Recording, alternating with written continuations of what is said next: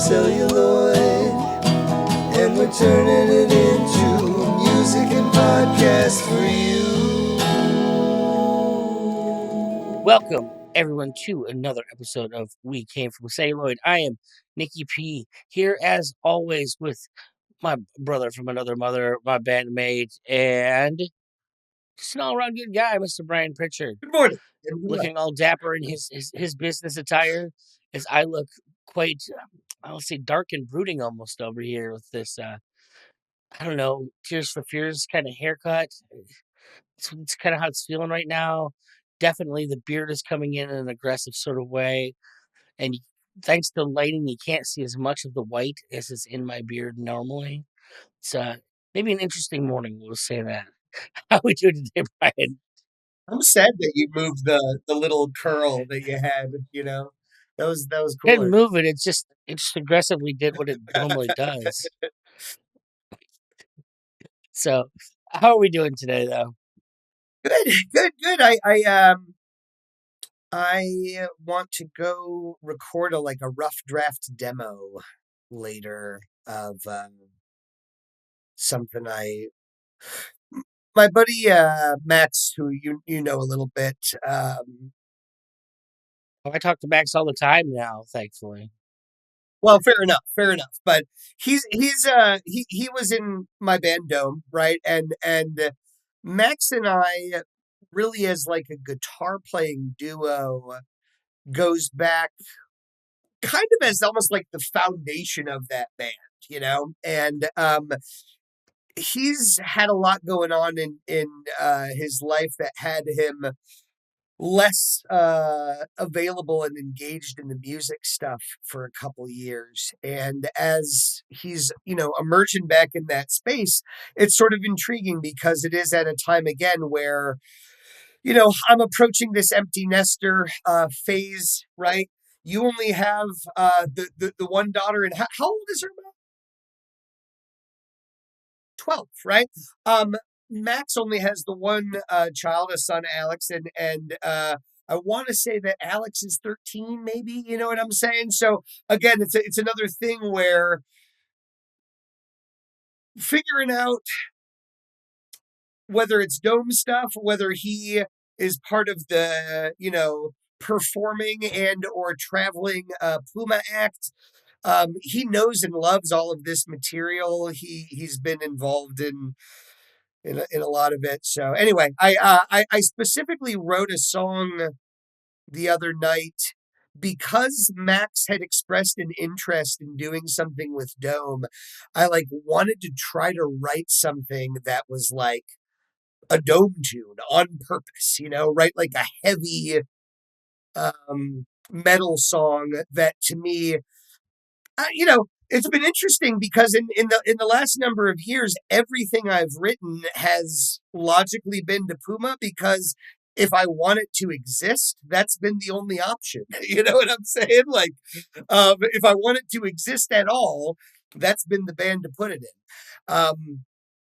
Yeah, no, it's interesting. The comment that I ultimately made as it related to writing material for a given project is you just need to see consistency from the people involved. You just you like the feeling that everybody's rowing in the same direction, trying to get to the same place, and wants the same things. And I definitely feel like we've been getting more buy-in lately than normal. So well, yeah, I think that the tour thing has been an interesting ingredient, and there's still work to be done on that side. I know you were talking last week about wanting more of the details from a marketing perspective, but my mind keeps even drifting to being like, where are we sleeping?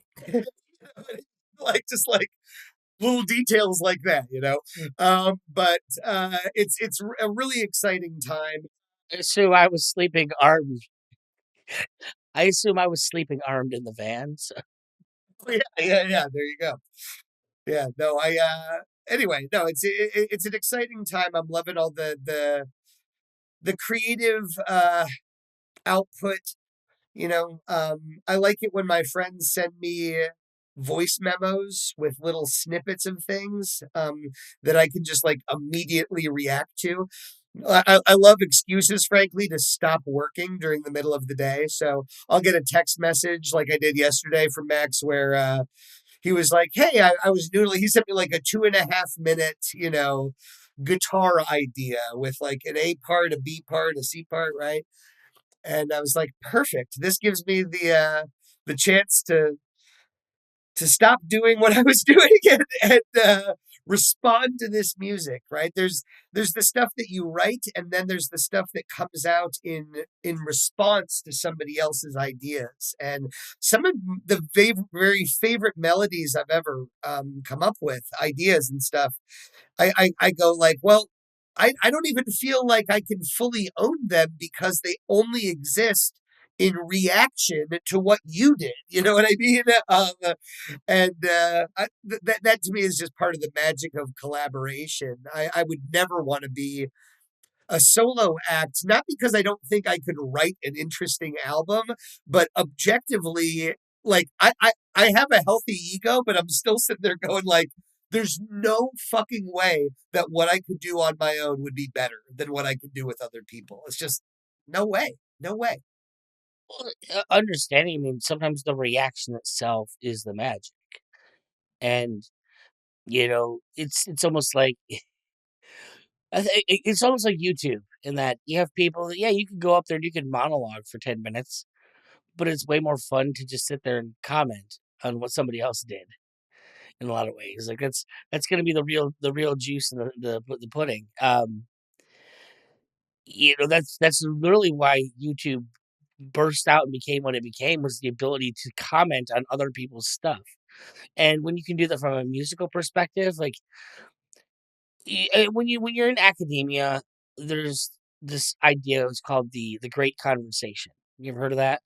No, I don't know that I have. I mean, conceptually, as you say that, it's just the idea that you are forever volleying ideas back and forth. But define it for me. Yeah, tell me about the.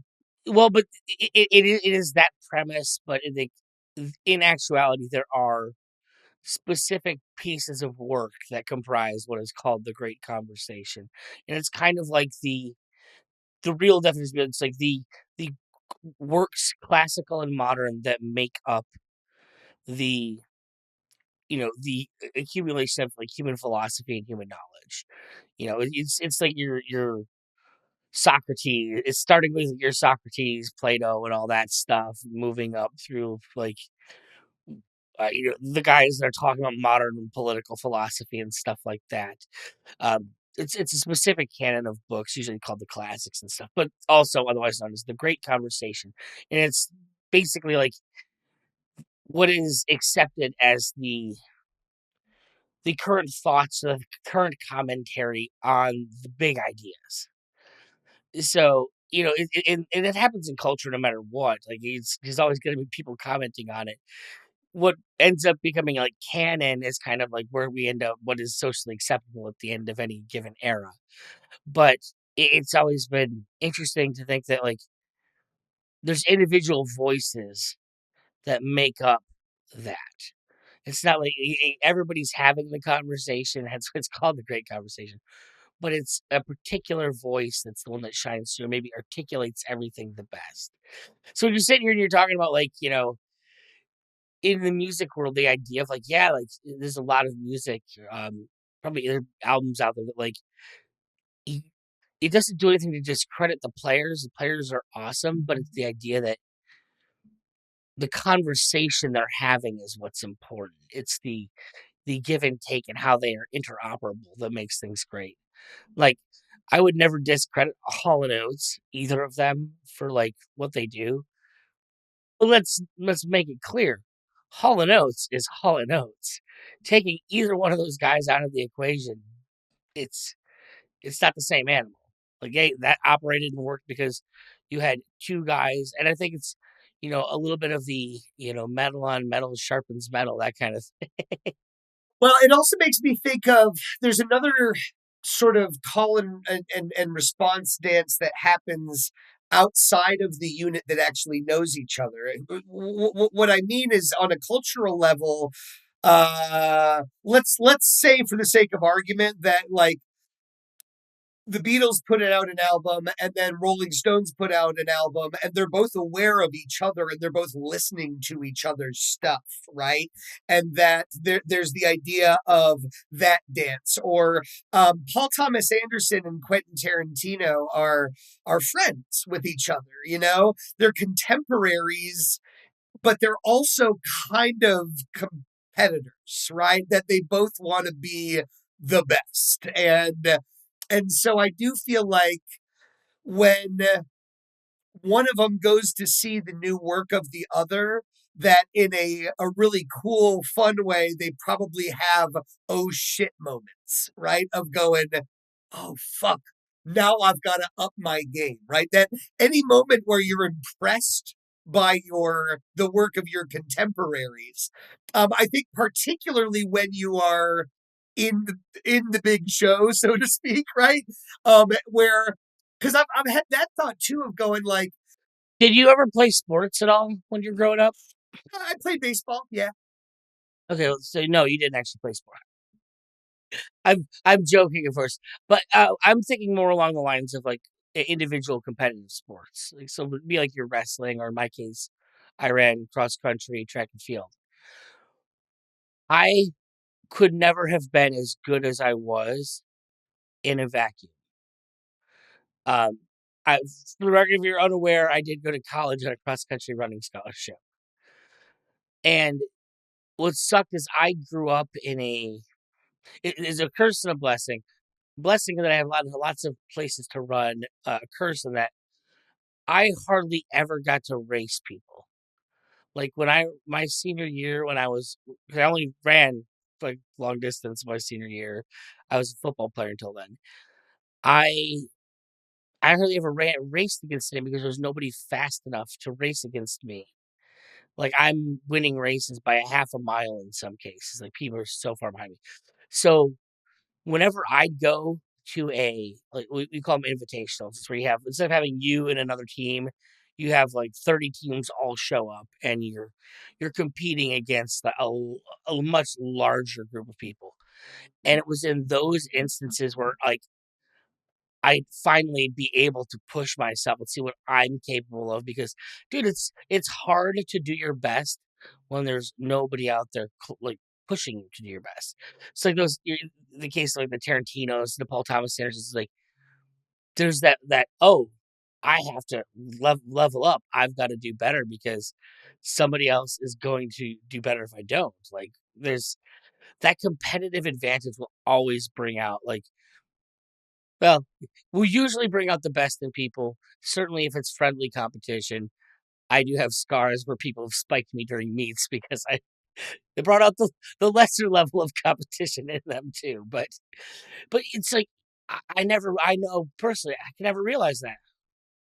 You do occasionally see a version of that that makes people crumble too, right? That um I've heard more than once somebody watch somebody like as somebody I know who plays guitar would watch a virtuoso guitar player and be like, well, I just never want to pick up my instrument again, kind of thing. You know what I'm saying? That like there are times where people see the levels of achievement and feel so far removed from it that they just go like, oh my God. But I prefer obviously the other one, which is that excitement of somebody sort of clocking oh, if that is possible, if what that person did is possible, then clearly I can do it too. And The nobody could break a 4 minute mile until somebody broke a 4 minute mile. Like they thought it was humanly impossible until the first guy did it, and then within a year, four people had already done it. Like but specifically, even music related to what we're talking about. So I didn't learn how to play guitar at all until college. I'd never picked one up. I only picked one up because I didn't have a band anymore. I couldn't rely on somebody else to play guitar for me.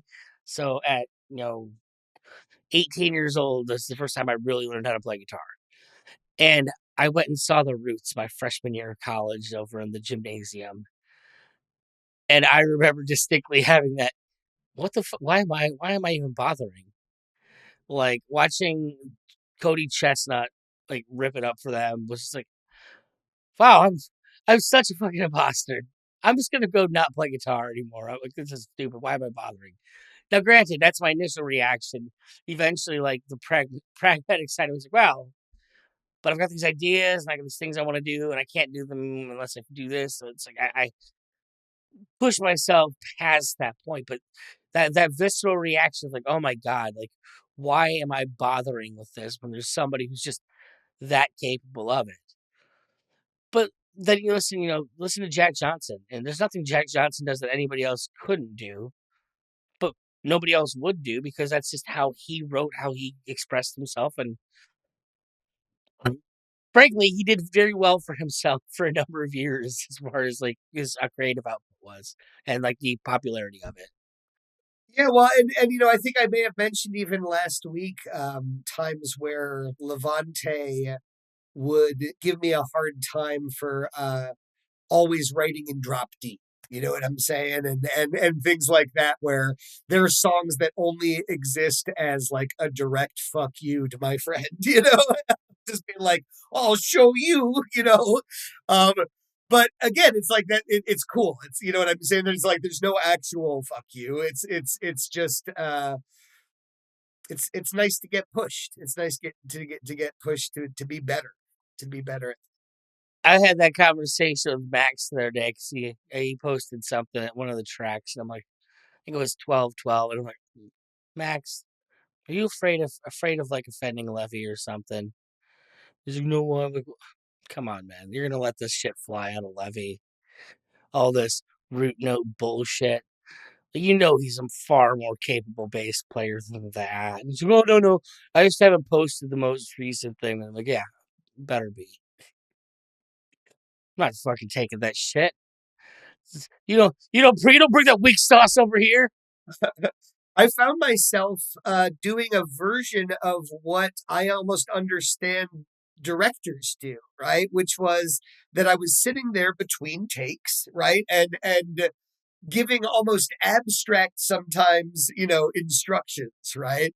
Where it's like, no, you know what? I need a little more Neil Diamond out of you here. You know what I'm saying? It's like, as long as it makes sense, then it makes sense. I was watching the movie Nightcrawler with Jake Gyllenhaal, and there was a scene in there, and I was listening to the commentary track, and the writer director goes, "Oh, in this moment, I gave him an instruction to pretend that he was doing a marriage proposal on a top of a hill."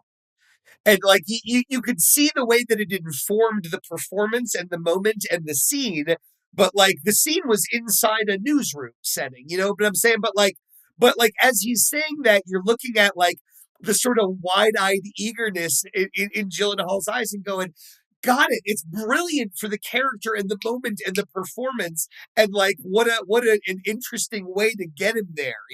Like as far as just taking an isolated moment and yeah, be like, yeah, put some grease on it, Nick. You know what I'm saying? Like, yeah, it's funny to go abstract sometimes, and that's one of the fun things with, I suppose, why in our world, in the film world, and all of it, why it's fun to once you have a good team of collaborators, you build upon that, is because that's one of the things with language just in our daily lives, right? You and I both speak English, but we infuse different words with different meanings, and so even within a common native language, there's potential for misunderstanding in conversations. It happens all the time in life, right? Where somebody's like, what that word means to me is actually different than what it means to you. So yeah, no, it's fun to work with people over decades where the shorthand becomes um, its own special little secret language. Well, as someone who like language and linguistics is as part of communication, something like it's where I come from academically, and one of the things I always thought was it's amazing that people can communicate at all. The fact that we developed the ability to talk to each other is remarkable at a level that most people can't even remotely comprehend. And the reason I always say this is that I want you to think of a dog, and I'm going to think of a dog. What do you think the chances are that when I say dog, the same dog I'm picturing is the dog that you're picturing? Yeah, right. I don't know what the exact odds are, but I hear you. Yeah. You think you see a Rottweiler in your head, I see a corgi in my head. But now let's take that. Let's extrapolate that to non-concrete, abstract thought, and then I want you to go, huh? There's absolutely no way that like what you picture in your head for a non-concrete abstract thought is even remotely close to what I'm thinking of. But somehow we've developed the ability to kind of fill in the gaps and negotiate what meaning is well enough to communicate and talk and do all the things that we do. And like I want you to think that and translate that to music. Things where we're not even in abstract thoughts. We're dealing at the level of conceptual abstract emotion. And somehow we're able to communicate feeling to people. To me, dude, that is some of the most just baller, amazing shit in the world, if that's even possible. Well, right, but part of the magic even there is the idea that, to use that dog metaphor, right?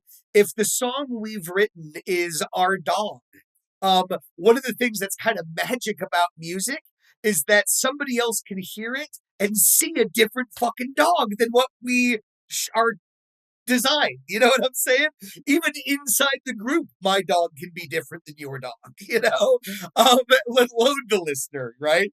It's fun. It's a lot of fun. I bring it back to Speed Song with something as simple as what note that song starts on defines what that song is in so many ways. Yeah. Yeah. Yeah. Yeah. Well, I was gonna say, so I officially reached out to like one of my old college buddies to try it for. I'm gonna try and get him to do some actual professional graphic design for the tour T-shirts.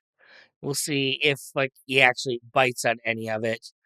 Um, if he did do it, I can tell you this was gonna look awesome because he's just a stupid professional designer.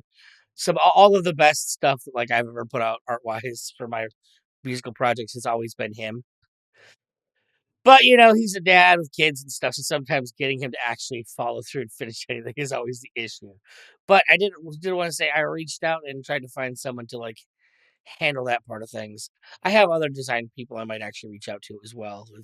Those tended to be the kind of people I hung out with in college.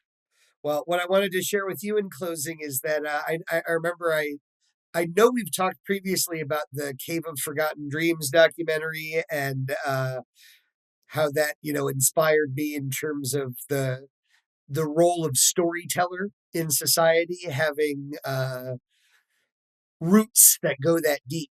Um, Subsequently, I saw that there's going to be an IMAX 3D screening of that fucking documentary at Crocker uh, this month. So I'm going to get us tickets, and you should come see Cave of Forgotten Dreams with me. I couldn't believe it, right? That like that movie of all things is somehow getting like what must be an anniversary screening, but I'm excited.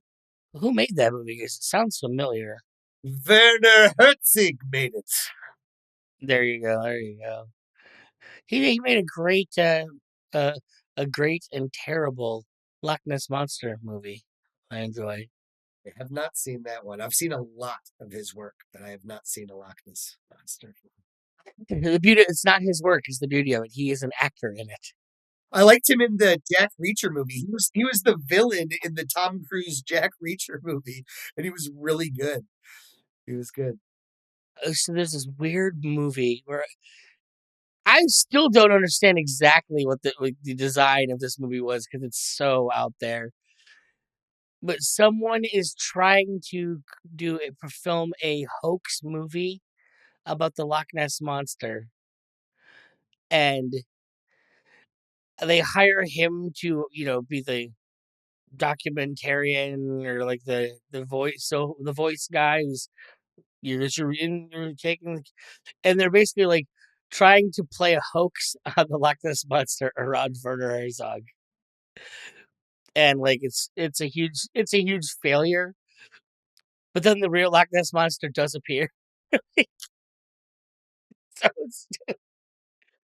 it's just absolutely bonkers. You're like, it's like a constantly breaking the fourth wall in a way that's like, this is all completely, it's all complete narrative designed to look like faux documentary supposed to.